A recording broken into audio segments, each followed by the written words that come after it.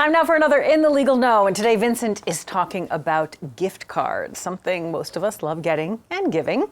In fact, more than 75% of adults purchased at least one gift card during the past year. And every year, more than $2 billion worth of gift cards goes unused. Well, joining us now in the studio with more is Vincent J. Russo. We're here with Gift Card 101. Yes. Can we get some of that $2 billion back? That $2 billion, that's amazing. It's crazy. Yeah. It's really insane. So, gift cards. All right, 101. We'll start with what is a gift card. I think everybody understands it's a cash equivalent. It's a form of payment. It's a card that can be used at a retail store, grocery store, gas station, restaurant.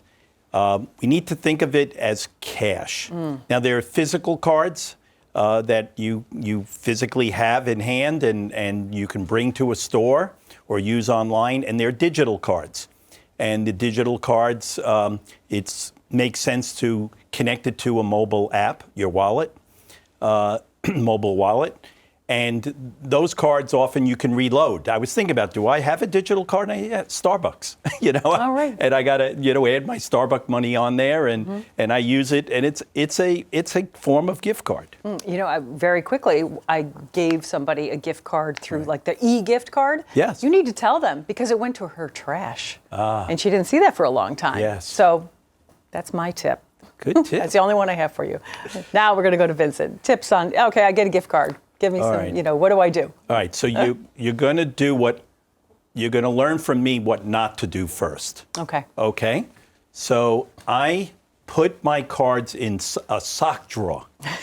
And I just throw the cards in there and I forget about them. And some of them I bought and want to give them away and haven't, and others were given to me. So here are some tips on protecting your gift card. First of all, don't put it in the sock drawer.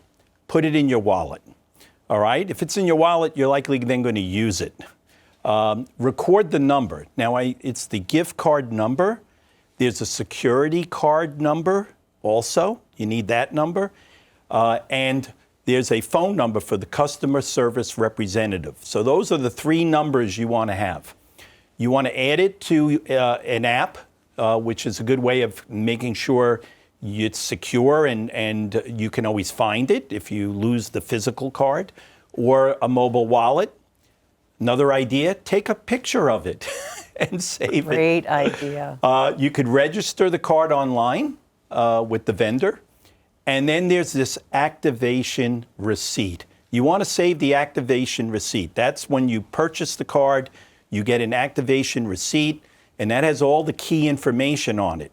And if you give the card away, you should give the activation receipt with the card as a tip.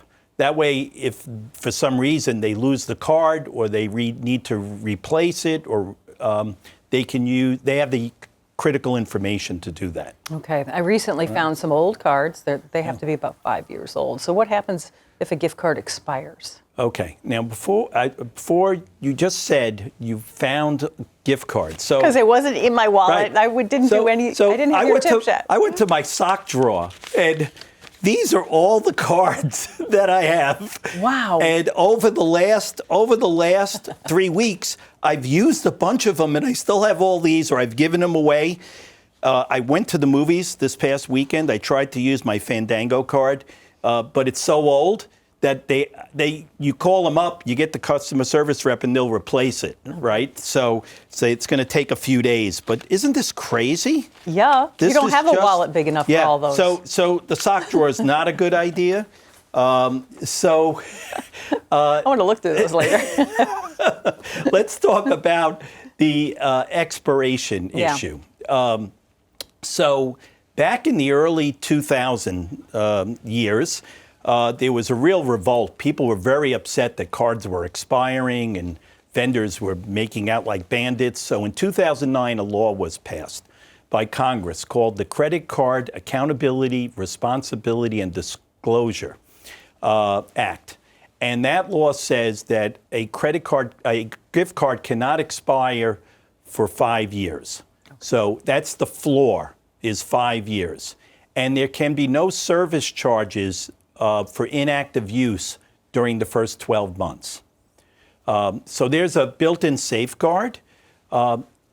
Also, states can build on those safeguards. So New York is more protective. New York says you have to put on the credit card what the expiration date is, or what a service charge might be.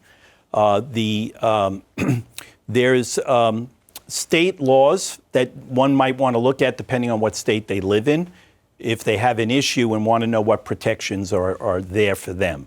Many companies now have moved to no expiration. Even though the card might say it expires, it doesn't. So I'm going to pull this one out of my pocket. This is an American Express card. I learned so much for this. And so this card says expiration date, 11/31. All right, that's far out, right? But then in the fine print it says funds do not expire. So if it expires, often you can just call the customer service rep and get it replaced. Also, what comes along with it is a full page of terms and conditions. Of something, yeah, you can barely read. And everybody needs to know what the terms and conditions are. Yeah. And most people don't spend the time to really pay attention to this, but it is important. It is important. Okay, wow. So that's the expiration side of it. Yeah, I had no idea. And no matter what, 5 years. You got 5 years for sure. Okay, now, all right. What if you lose the gift card? All right. So now, if you lose the gift card, it's really important that you have the gift card number. Okay. That's the starting point. So finding the information you need to replace the card, first, that activation receipt. That is gold. If you have that, you're in good shape. If you don't have that, try to locate the store receipt. The store receipt where you bought the card will have certain information on there that then you can talk to the customer service rep and they'll be able to put it together. If you don't have that, check your bank statement if you used a credit card to buy it. The bank statement may have key information. At the very least, it'll say what day you did it and how much and where. If you have a loyalty card at a grocery store, for example, they may have information built into their system that they can pull up. And last, get a copy of the receipt by physically going to where the card was purchased, and they may be able to help out as well. Okay, a lot of us get the restaurant cards. Right. What is the deal with it? Can you or can you not put the tip with your gift card? Okay. So the general answer is yes, you can add the gratuity to a gift card. That's nice. But there are some tips here. One is let them know up front that that's what you want to do. They have to have the right processing system, equipment to do it, but most do. And let them know.